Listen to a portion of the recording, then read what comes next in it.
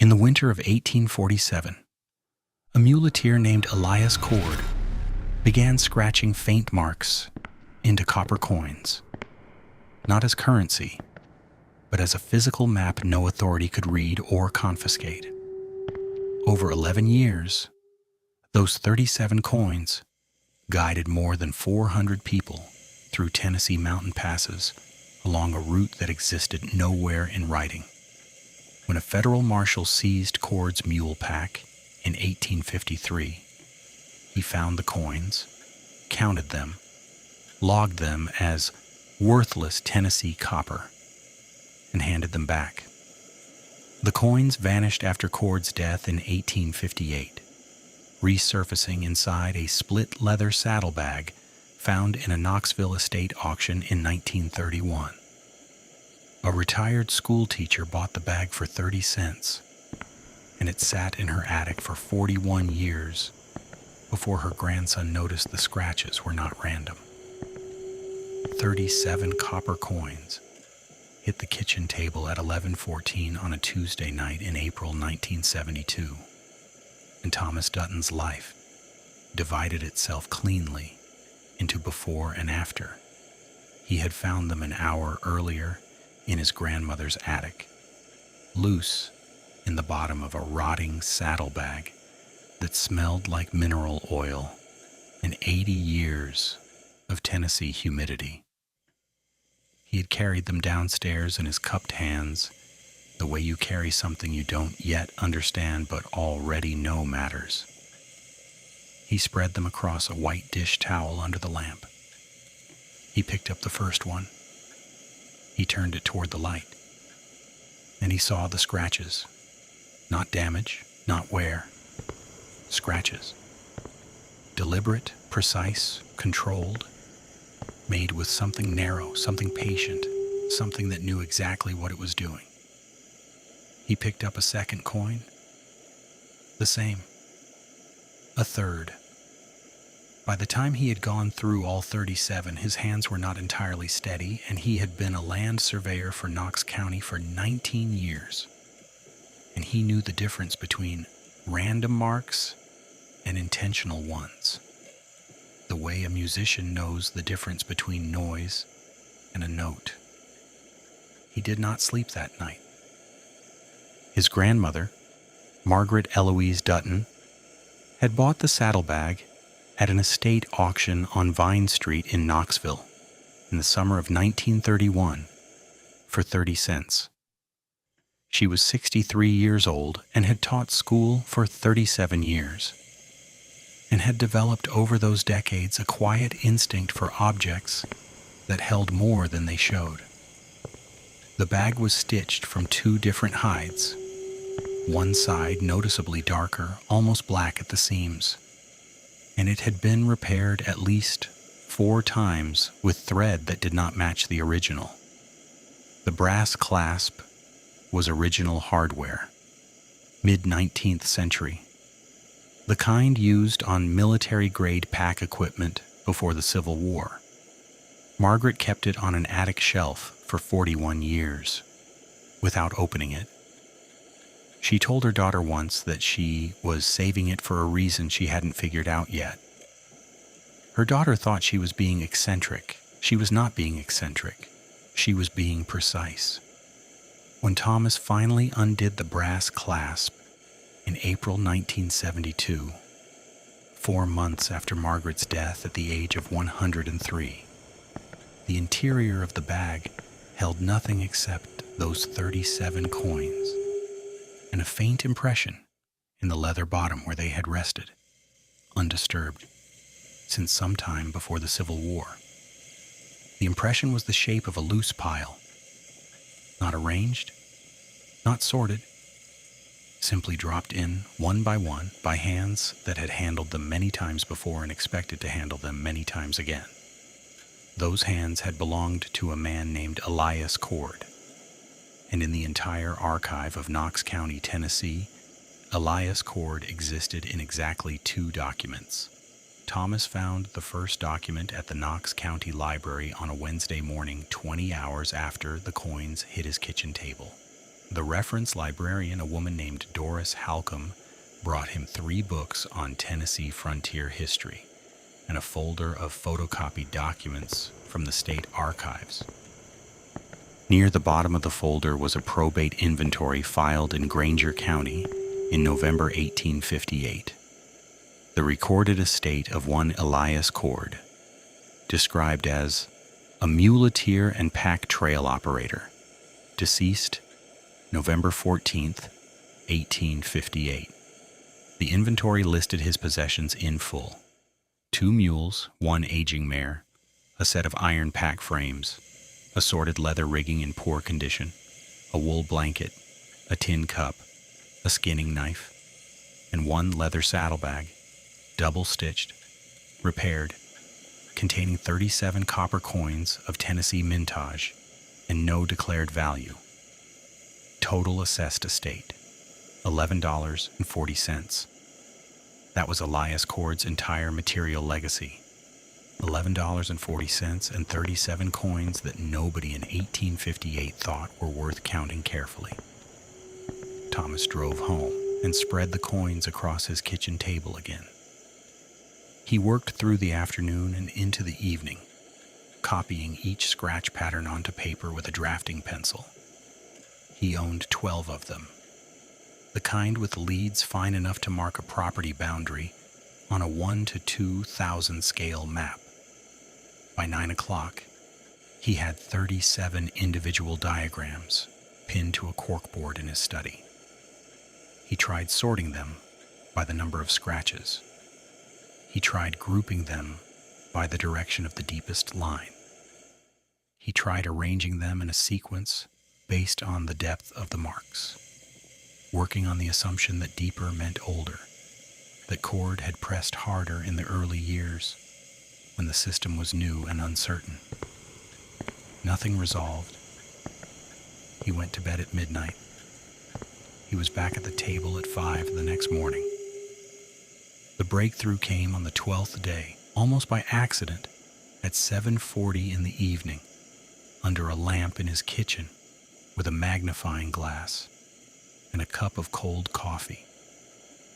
He had been staring at coin number 7, a worn Tennessee half-cent from approximately 1843, the kind that circulated freely in rural counties where federal coinage was scarce, when he shifted his angle and held it sideways to the light.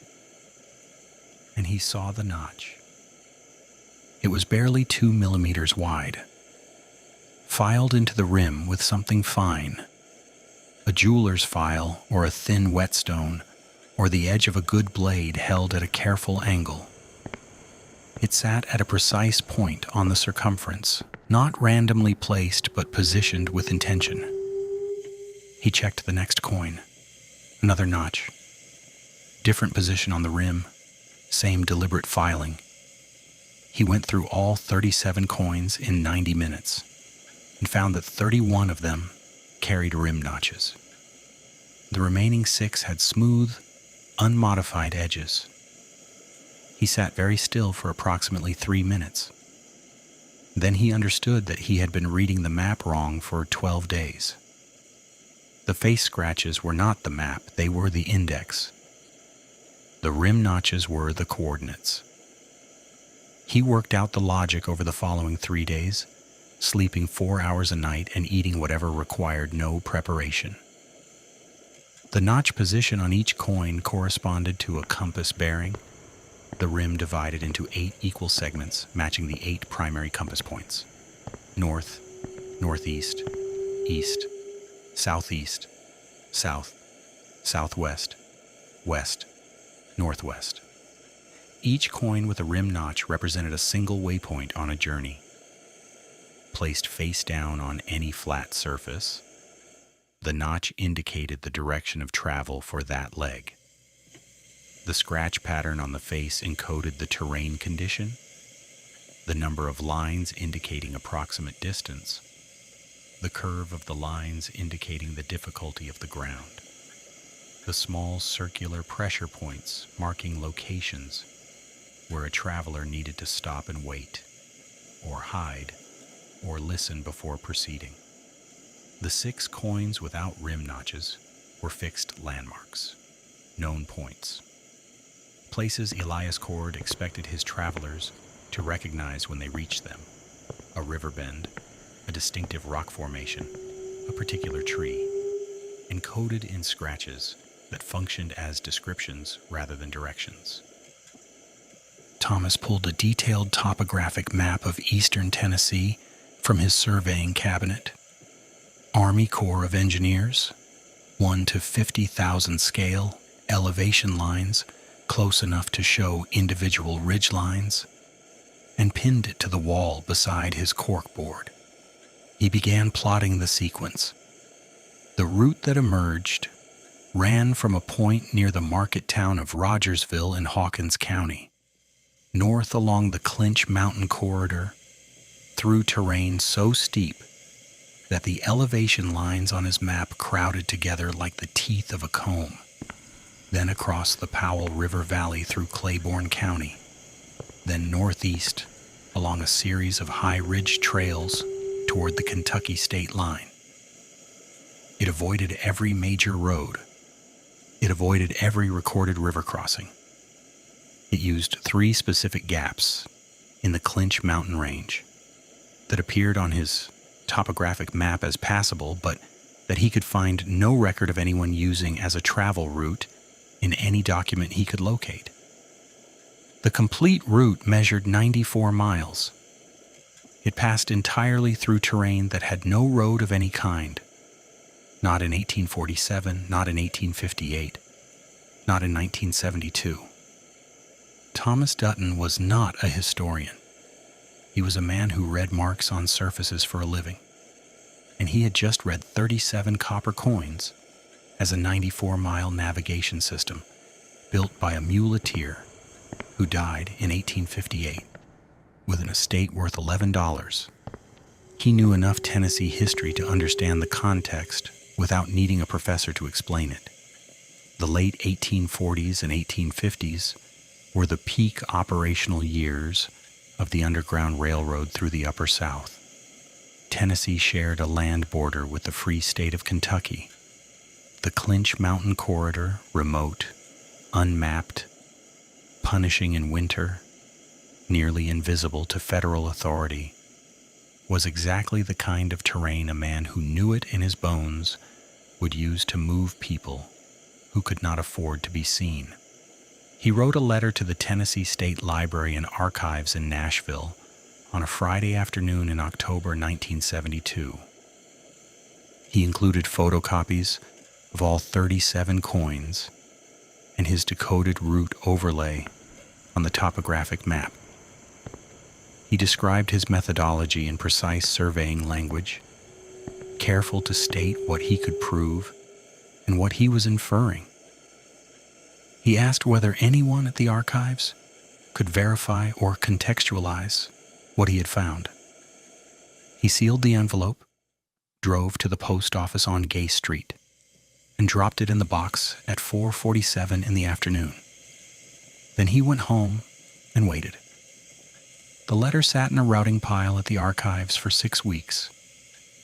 It was a junior archivist named Patricia Weems who finally picked it up a Tuesday morning in late November, working through a backlog of unsolicited correspondence that had accumulated since September. She read Thomas's letter once, set it down, read it again more slowly, and brought it to her supervisor without saying anything. Her supervisor read it once and placed it on a different pile, the pile reserved for items that required a senior historian's attention and were therefore unlikely to be reviewed before spring. But 3 days later, by chance, Dr. Wallace Pruitt walked past that pile on his way to a filing cabinet and picked up the top item because the corner of a photocopied image was visible and the image looked unusual. Dr. Pruitt had spent 22 years specializing in Tennessee antebellum history. He had published 4 books and 61 academic articles. He had examined, by his own estimate, somewhere between 80,000 and 100,000 primary documents in the course of his career. He read Thomas Dutton's letter standing beside the filing cabinet. He did not sit down. He read it a second time.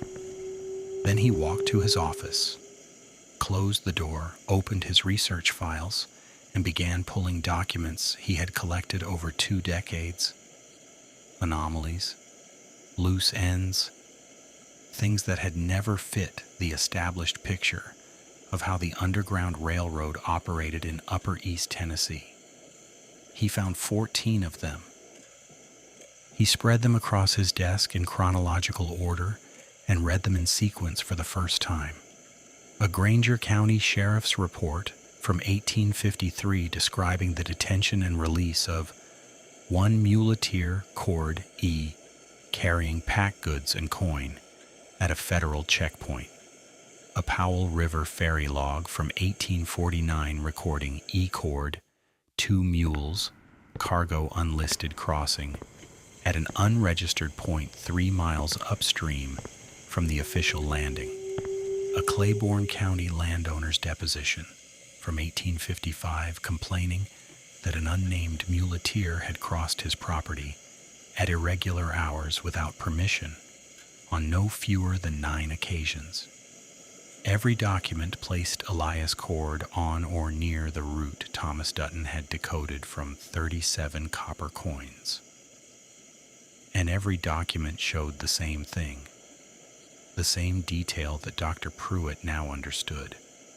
Standing alone in his office at the Tennessee State Archives on a Wednesday afternoon in November 1972, with 14 pieces of paper spread across his desk, like a map that had been assembling itself for 119 years without anyone knowing.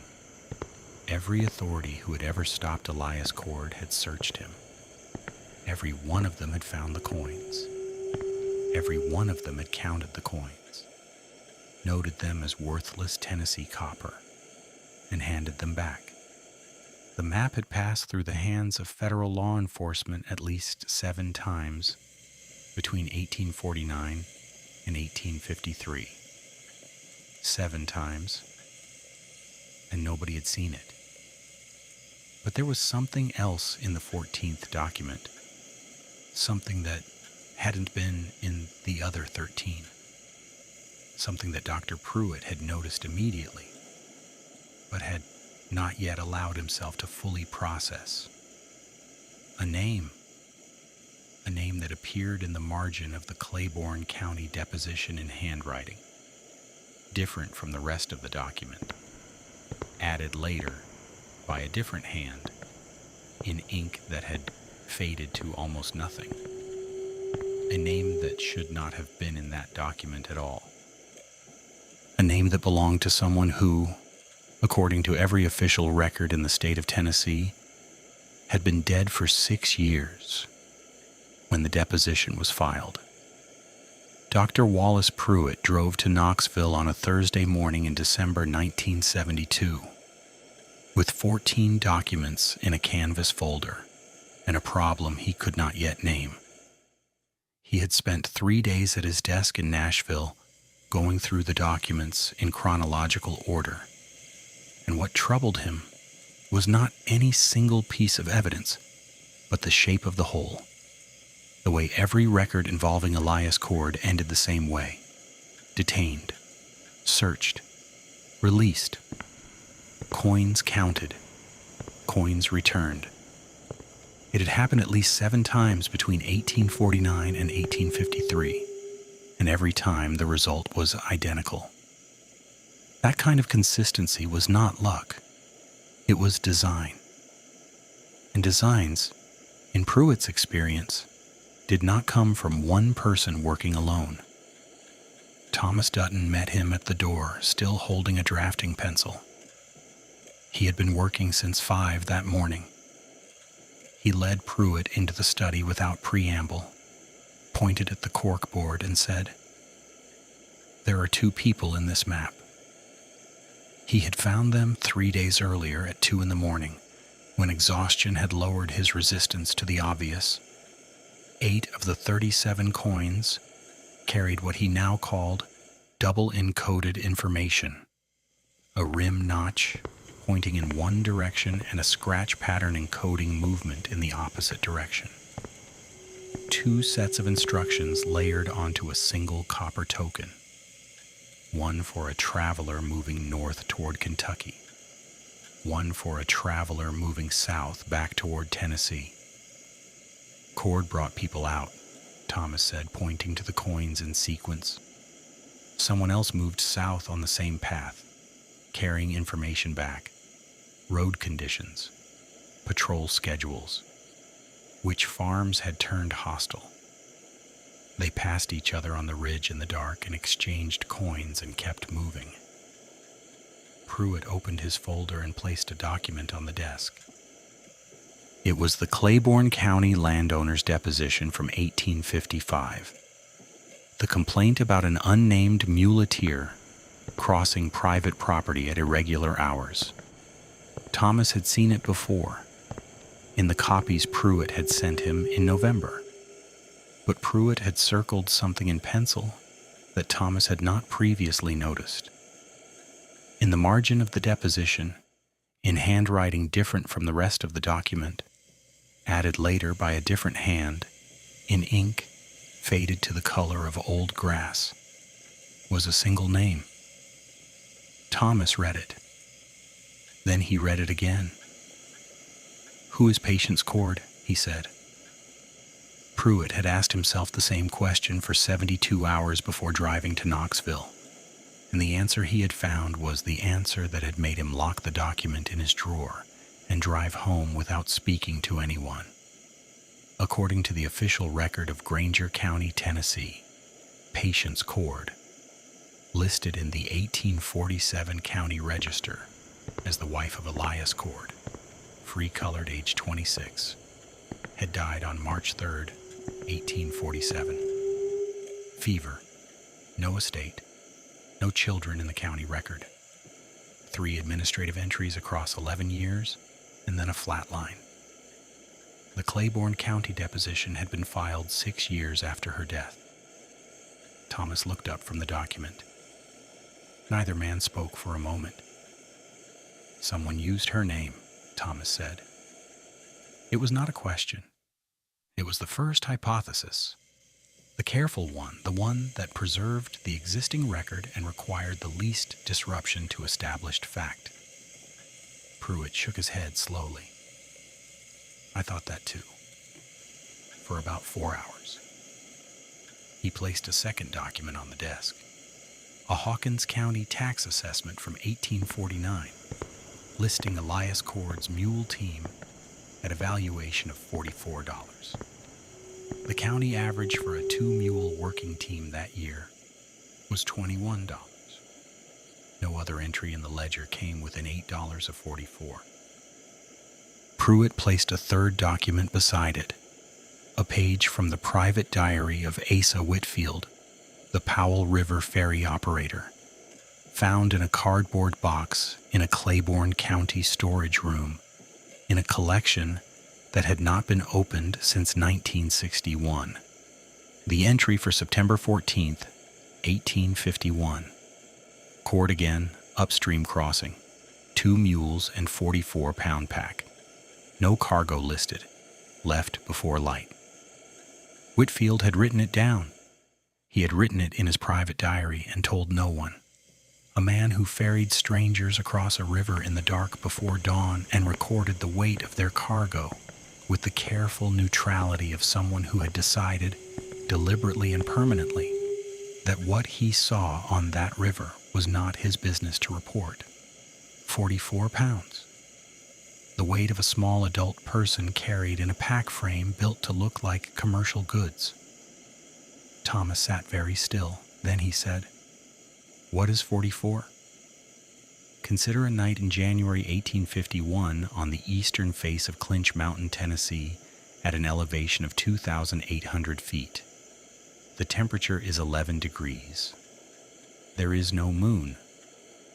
The trail, if it can be called that, is 18 inches wide and covered in 6 inches of frozen snow that is crusted hard enough to carry a mule's weight without breaking, which means it will also carry a human weight, which means it is a good night to move. A woman moves south along this trail in the dark without a lantern, navigating by the notch on a copper coin she holds cupped in her palm, feeling the filed edge with her thumb the way a blind person reads a letter. She has done this 41 times. She knows every rock. She knows which trees lean over the path at head height and which ones can be used as handholds on the steep sections. She knows that at the third creek crossing, there is a submerged stone 2 feet from the left bank that will turn an ankle if you step on it, and she has never stepped on it. And she has made sure no one she guided ever stepped on it either. She moves at 4 miles per hour in the dark on a frozen mountain trail. She does not make a sound. Her name is in the county record as dead. Pruitt drove to Granger County in January 1973 and spent 2 days in the courthouse. He found the death entry for Patience Cord on the afternoon of the second day. 1 line in a register, consistent with the period handwriting, showing no signs of alteration. It appeared entirely legitimate.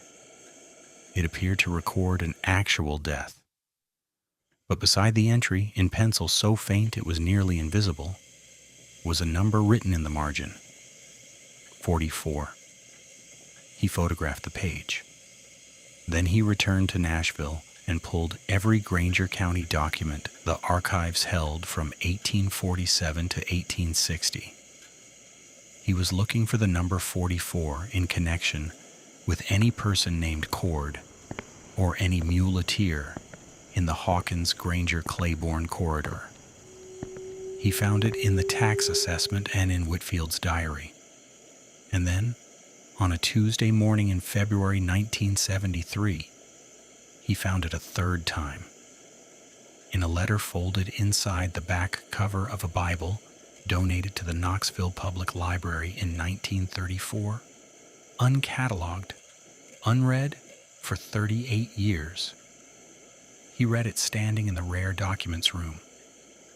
He later wrote that it was the only time in his professional career that he had needed to sit down in the middle of reading a primary source. The letter was written in a small, careful hand. The letters formed with the precision of someone who had learned to write as an adult and treated the act accordingly. It read, in its entirety, "If you are reading this, then Elias is gone, and the work is done or the work is ended. And either way, you should know that 44 is the number of miles from the river to the line, and 44 is the number of people we moved in the first year, and 44 is what I wrote in the margin of my own death, so that whoever came looking would know the count was kept. The root is in the coins. The coins are in the bag. The bag will find its way to the right hands because things that matter always do. My name is Patience." Pruitt drove back to Knoxville that afternoon. He arrived at Thomas Dutton's house at 7 in the evening and placed the letter on the kitchen table without speaking. Thomas read it twice. Then he walked to his study and stood in front of the corkboard. She had filed her own death. She had walked out of Granger County in the spring of 1847 as a dead woman, a record that would satisfy any federal marshal conducting a sweep under the Fugitive Slave Act, and spent the next 11 years moving south along a 94-mile mountain route, while her husband moved north along the same path. 2 people, 1 system, passing each other on frozen ridge lines above the Powell River Valley, exchanging coins in the dark, keeping a count that no one else knew existed. Thomas turned from the corkboard. How many people total? Pruitt placed the last document on the table. A single sheet in the same careful hand, found 3 days earlier in the same uncatalogued Bible collection. A column of annual figures, 11 years, 11 numbers. Thomas added them in his head in 4 seconds. 412. He sat down slowly. He looked at the column for a long time, then, where did she go? After 1857, after the last number, where is she? Pruitt closed the folder. He had been asking himself the same question since finding the letter. But there was a second question that had arrived alongside it. One that had kept him awake for 3 consecutive nights. Because somewhere in the 14 documents spread across his desk in Nashville was a pattern he had not shown Thomas yet. A pattern that had nothing to do with Cord or Patience or the coins. It was the pattern of what was missing. Every document that placed Elias Cord on that route had survived in a county archive, in a private diary, in a donated Bible. But there was one institution whose records from that period showed a gap, a specific, surgical gap, covering exactly the years, 1849 to 1858, in exactly the counties through which the route passed. Records that should have existed. Reports that should have been filed. A federal marshal's operational log for the Clinch Mountain district that contained detailed entries for every year from 1845. Under Tennessee property law in 1859, a married woman could not independently purchase real estate without her husband's written consent filed with the county clerk. The consent document was in the file, 1 page, signed James H. Hobbs, witnessed by a Claiborne County Justice of the Peace, dated September 4th, 1859, 11 days after Hobbs's retirement from federal service. It authorized his wife, Eleanor Hobbs née Whitfield, to purchase 340 acres from the estate of one Asa Whitfield, deceased. Thomas said nothing for a moment. Then, Whitfield, the ferry operator. Her father, Pruitt said. Eleanor Hobbs was Asa Whitfield's daughter. The man who wrote 44 pounds in his private diary and told no one was the father-in-law of the federal marshal assigned to shut down the route that passed through his ferry crossing. 8 seconds of silence on the telephone line. They all knew, Thomas said. Pruitt had spent 3 days trying to find the document that would settle the question of Hobbs definitively. The letter, the payment record, the private diary entry that would transform his interpretation from inference into proof. He did not find it. What he found instead was something that in some ways was more unsettling than proof. In Hobbs's federal operational file, the official record of his 9 years as district marshal, there was a single page, filed in October 1853, that listed the names and descriptions of 17 individuals suspected of Underground Railroad activity in the Hawkins-Granger-Claiborne district. The list was thorough, professionally assembled, clearly the product of real intelligence work. 12 of the 17 names were followed by the notation, apprehended and processed. 4 were followed by location unknown. One name had no notation at all. The name was E. Cord. In 9 years of active enforcement, James Hobart Hobbs had identified Elias Cord by name as a suspect, placed him on an official intelligence list, and then filed 31 consecutive reports describing the district as clear of organized network activity. He had retired with a commendation. He had purchased land on the route's northern terminus through his wife's name, and he had left one name on one list with no notation, not cleared, not apprehended, not unknown. simply present, simply there. Whether that was corruption or conscience or something that existed in the space between them, the documents did not say. They never would. He knew, Thomas said when Pruitt read him the list entry over the telephone. Was paid or whether he just decided, he knew. Yes, Pruitt said. He knew. The question of Patience Cord's fate after 1857 came from Ohio. In June 1973, Dr. Carol Maines of the Ohio Historical Society wrote to Pruitt after reading his conference paper. She had been working for 6 years documenting free black communities in southern Ohio, and in that research had accumulated oral histories recorded in the 1930s by Federal Writers Project workers, interviews with elderly black residents whose memories reached back to the years before the war. One interview had been recorded in August 1936 in a farming community in Adams County, Ohio, 12 miles north of the Kentucky line. The subject gave her age as approximately 89 and her name as Pearl Cord. She described her mother as a woman who had walked out of Tennessee as a dead person and spent 11 years in the mountains before crossing into Ohio in the winter of 1858. She said her mother had lived until 1931, had never returned to Tennessee, had never spoken publicly about what she had done, and had told Pearl only one thing about the years on the mountain that Pearl was permitted to share. She said the coins always came back, Pearl told the interviewer. Every person who made it through sent the coin back down the line. Mama said by the end she had more coins than she started with.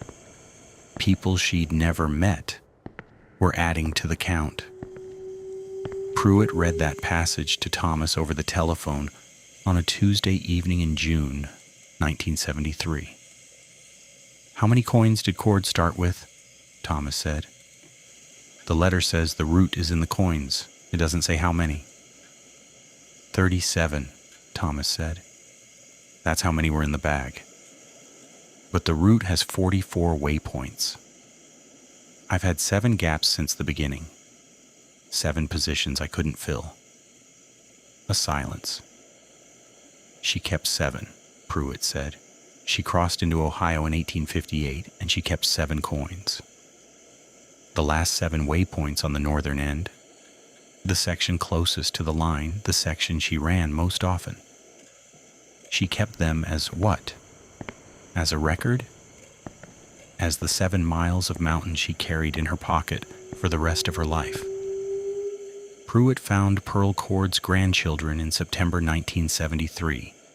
A man named William Cord, 61, in Columbus, and a woman named Iris Cord Patterson, 58, in Cincinnati. Iris responded within a week. She had known about the coins her entire life.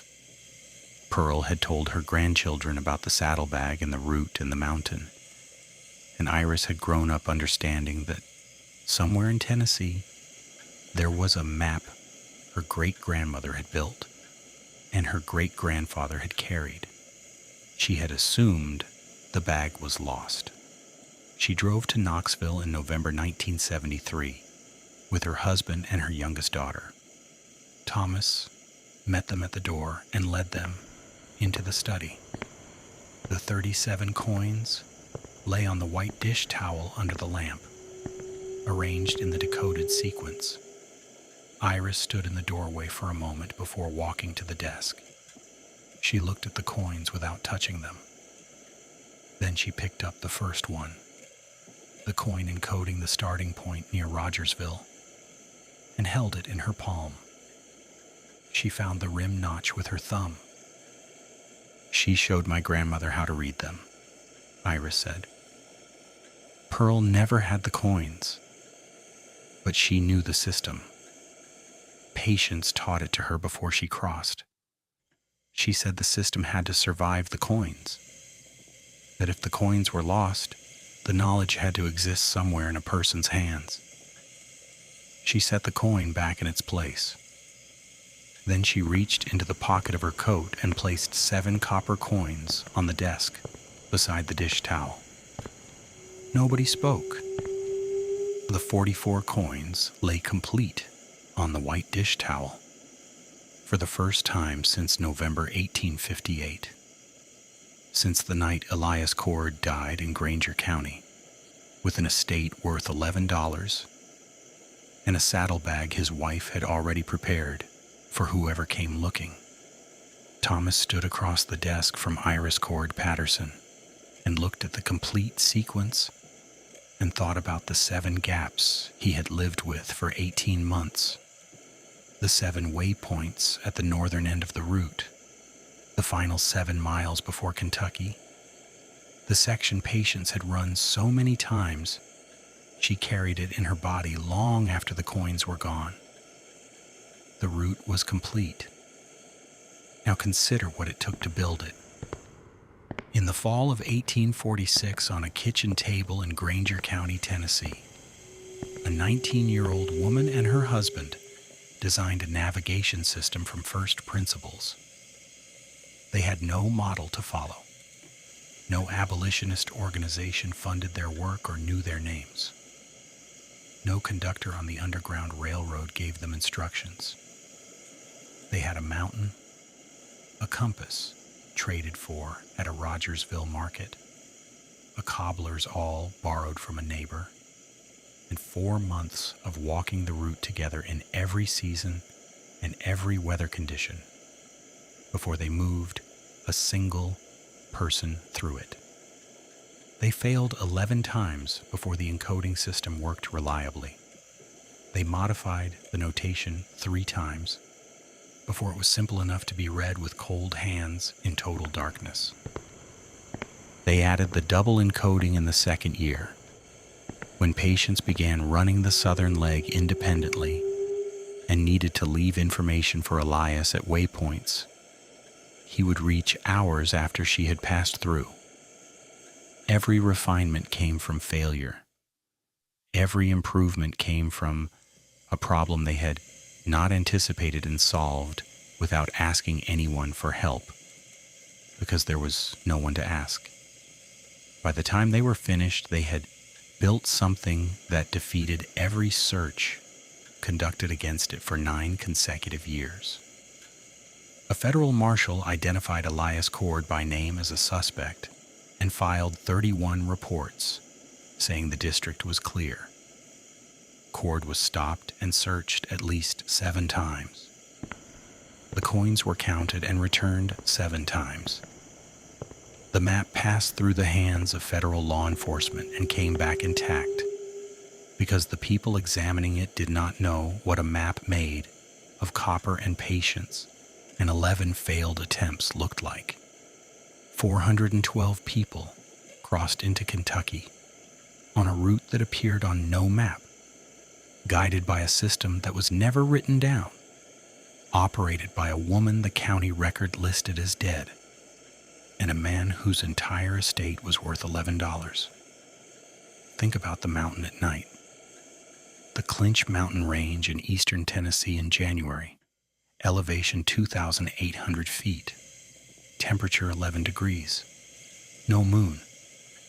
The trail 18 inches wide, frozen snow crusted hard enough to carry weight, which means it is a good night to move.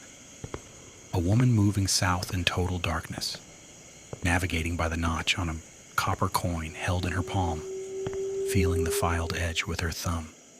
She has done this 41 times. She knows every rock. She knows which trees lean over the path at head height.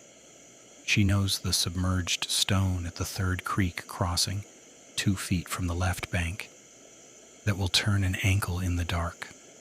She moves at 4 miles per hour without a lantern. She does not make a sound. Her name is in the county record as dead. She is 23 years old. Dr. Pruitt's academic paper was published in the fall 1974 issue of the Tennessee Historical Quarterly.